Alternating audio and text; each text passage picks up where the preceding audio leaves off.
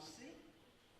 Monsieur le délégué général à la langue française, Monsieur le conseiller en charge des affaires internationales de la langue française et de la francophonie du livre et de la lecture au cabinet de Monsieur le ministre de la Culture, Monsieur l'adjoint au directeur général de l'enseignement scolaire au ministère de l'Éducation nationale et de la jeunesse,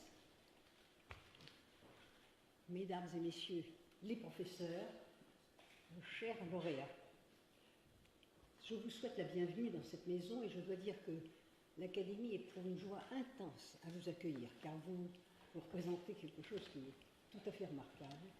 Vous êtes ceux qui avez su donner vie à des mots qu'on vous a proposés, c'est-à-dire que cette maison, c'est la maison de la langue française, et vous savez jouer, proposer des inventions verbales extraordinaires, vous savez marier le mot et ce qu'il recouvre, le concept, et ça c'est très précieux. Nous vivons dans un temps où la langue subit quelques assauts des adverbes.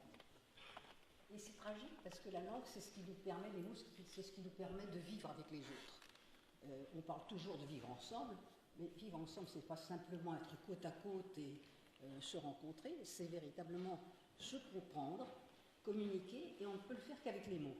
Et si les mots n'ont pas un sens réel, si on dit quelque chose dont on ne sait pas ce que ça recouvre, eh bien, nous sommes complètement séparés des autres.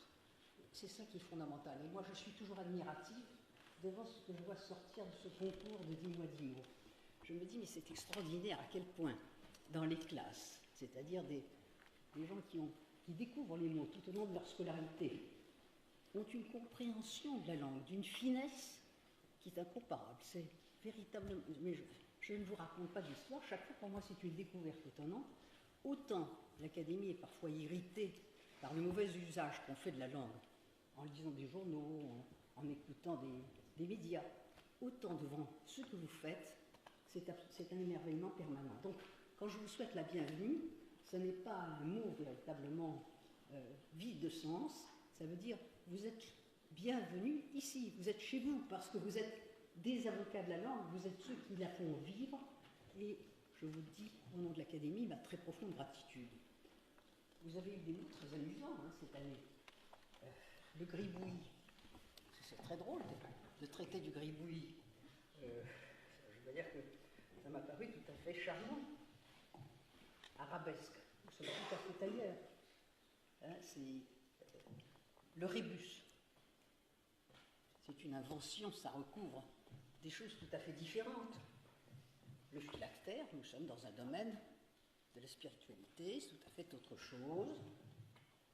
La coquille, ça enveloppe beaucoup de choses. Enfin, chacun de ces mots est différent, chacun de ces mots suscite à la fois une réflexion et une invention profonde, et ce que vous avez fait véritablement fait que, je dirais, les uns et les autres, vous êtes dignes de venir dans cette maison définitivement. Alors, je vous souhaite la bienvenue aujourd'hui. J'espère que, après moi, quelqu'un souhaitera aux uns et aux autres la bienvenue pour toujours, plus tard. Merci de votre effort. La parole est maintenant à ceux qui ont organisé cette journée, mais je remercie tous ceux qui sont avec moi au bureau, puisqu'ils sont là pour vous dire avec moi combien nous admirons les efforts, combien nous admirons les efforts de ceux qui vous ont guidés, de vos maîtres, car une communauté, je dirais, de l'éducation, une communauté de la réflexion sur la langue, ce sont ceux qui se sont exprimés et ceux qui vous ont conduit vers le succès que vous connaissez aujourd'hui. À tous, encore une fois, bienvenue et merci profondément au nom de l'Académie et de ce qui nous rassemble, c'est-à-dire la langue française. Monsieur... Merci beaucoup, Madame le secrétaire. À présent, j'invite Monsieur Riès Latouche, parrain de la semaine de la langue française de la francophonie, à prendre la parole. Alors, bonjour à toutes et à tous. Je vous remercie de m'accueillir parmi vous ce matin. En fait, c'est très impressionnant pour un écrivain de prendre la parole dans ce lieu merveilleux, et encore plus pour un auteur de bande dessinée, ce que je suis.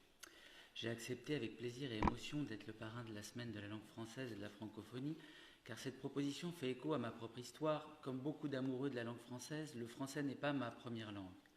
J'ai commencé à parler et à écrire en arabe. J'habitais alors en Syrie, dans le village natal de mon père, qui s'appelle Termalé. C'est là que j'ai appris le français, grâce à ma mère, qui est française, et grâce aux livres. Ma mère avait apporté dans ses bagages une méthode de français, et surtout ma grand-mère bretonne m'envoyait des bandes dessinées que je lisais là-bas. En dehors du Coran, il n'y avait pas de livres dans ce village. Mes seules lectures étaient donc ces albums venus de France. J'avais reçu toute la collection des Tintins, dont les textes si lisibles et si parfaitement écrits me fascinaient. Le français est tout de suite devenu la langue des aventures, de l'imaginaire, de la curiosité, de l'exploration du monde. L'arabe, lui, était une langue qui me semblait reliée à la terre d'une manière profonde et magnifique que je n'ai jamais pu expliquer. Mais si je voulais m'évader du quotidien, enfant, je devais donc quitter l'arabe pour aller vers le français. J'ai commencé très jeune à écrire des bandes dessinées et je les ai tout de suite écrites en français. Le temps a passé et finalement la langue arabe s'est enfuie. Aujourd'hui, seul le français est resté et il est devenu mon pays. Un pays où je me sens chaque jour plus libre. J'ai longtemps été impressionné par les règles d'orthographe, de grammaire. Je ne le maîtrise toujours pas aussi bien que j'aimerais. J'aime essayer de détourner certaines orthographes, tordre des conjugaisons, inventer de nouvelles expressions pour faire ressentir toutes les nuances du français, sa vitalité et son inventivité.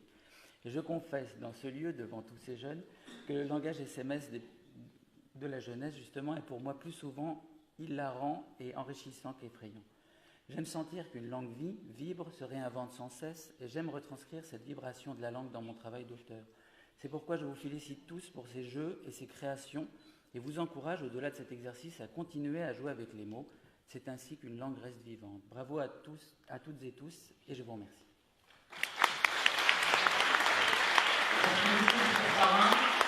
Vous êtes écrivain, vous avez aussi d'être réalisateur de cinéma, et vous avez notamment un film qui a eu beaucoup de succès, qui s'appelle Les Beaux Gosses. Et pour celles et ceux qui n'ont pas vu, je vous conseille vivement de le voir.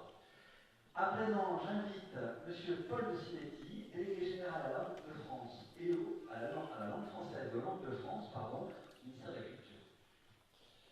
Madame le secrétaire perpétuel, chère Hélène Carrère-Dancos, monsieur le conseiller diplomatique et en charge de la langue française et de la francophonie auprès du ministre de la Culture, cher Mathias, monsieur l'adjoint au directeur général de l'enseignement scolaire, ministère de l'Éducation nationale, cher Xavier Turien, très cher parrain de notre semaine de la langue française et de la francophonie, cher Riyad, chers enfants, chers jeunes, chers enseignants.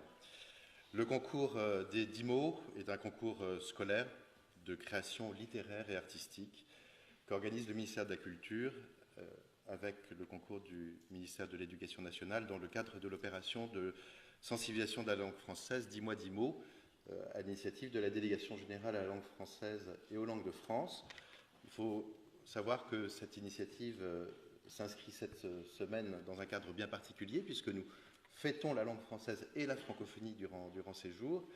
Et il est important de rappeler que si cet événement est tout à fait remarquable et unique qui nous réunit ce matin, il y a beaucoup de manifestations, des milliers de manifestations en France et dans le monde qui réunissent des jeunes, des élèves, des enseignants pour célébrer la langue française et la francophonie. Et on peut avoir aussi une pensée pour tous ces jeunes qui sont engagés pour la langue française et la francophonie, c'est important. Pour notre pays, Madame le secrétaire perpétuel l'a rappelé, la langue française, c'est le ciment de notre nation.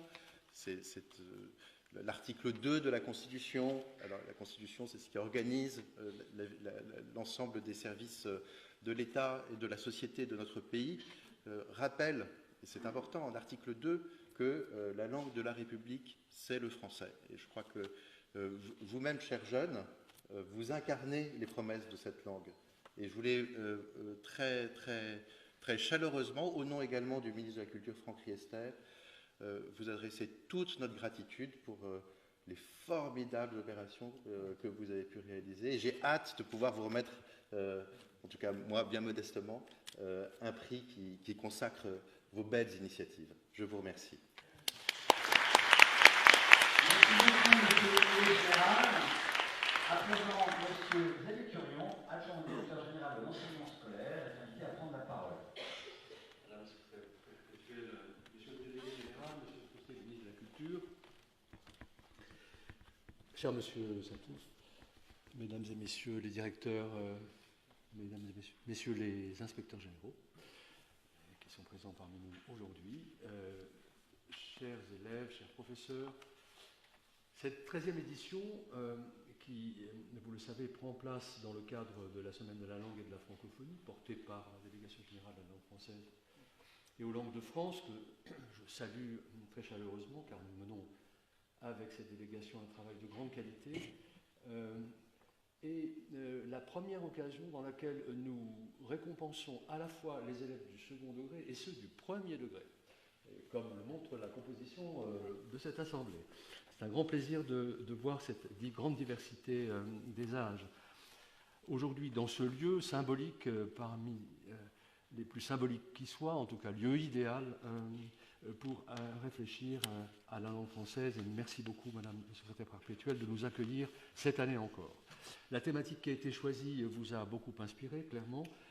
C'est une thématique plastique qui appelait à l'inventivité, et vous avez donné libre cours à votre créativité par de multiples formats, mise en scène, mise en forme, séances filmées, albums, affiches, ouvrages, une grande diversité qui illustre aussi la diversité, la richesse de notre langue. Donc je vous remercie d'être présent aujourd'hui, accompagné de vos professeurs qui ont un rôle décisif, évidemment, à la fois dans le cadre de ce concours et en général pour votre formation. Le français est une langue vivante, très riche, qui permet l'écriture, qui nourrit l'imaginaire, qui favorise toutes les formes de créativité, qui offre l'accès au débat, à l'argumentation, à l'échange. Et la diversité de vos productions témoigne de la richesse de notre langue. Le travail qui est mené sur la lecture, l'écriture, la parole est à la base des apprentissages.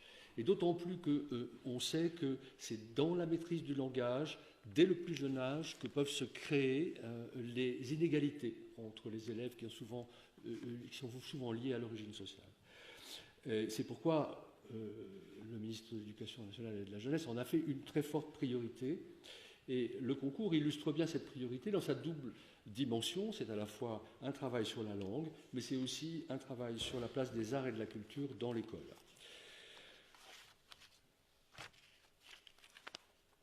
Je souhaite remercier, pour terminer, les différents partenaires qui s'associent à la délégation générale et à la direction générale de l'enseignement scolaire pour mener cette opération. Le ministère de l'Agriculture et de l'Alimentation, le ministère de l'Europe et des Affaires étrangères, l'AEFE et la mission de la Ligue française. Je souhaite également remercier l'École des Lettres, les éditions Robert Laffont, les éditions Larousse, le Fonds Maïf pour l'éducation et pour la partie logistique de notre organisation, la Ligue de l'enseignement et Réseau Cadeau. Un grand merci à eux. Je termine en soulignant que la langue française, langue de culture, nous rassemble au-delà de nos diversités culturelles et nous donne du plaisir, nous inspire. Je souhaite que la mobilisation qui caractérise ce concours perdure et nous permette dans les années à venir de prendre plaisir à accueillir des projets aussi riches que ceux que vous avez pu présenter cette année.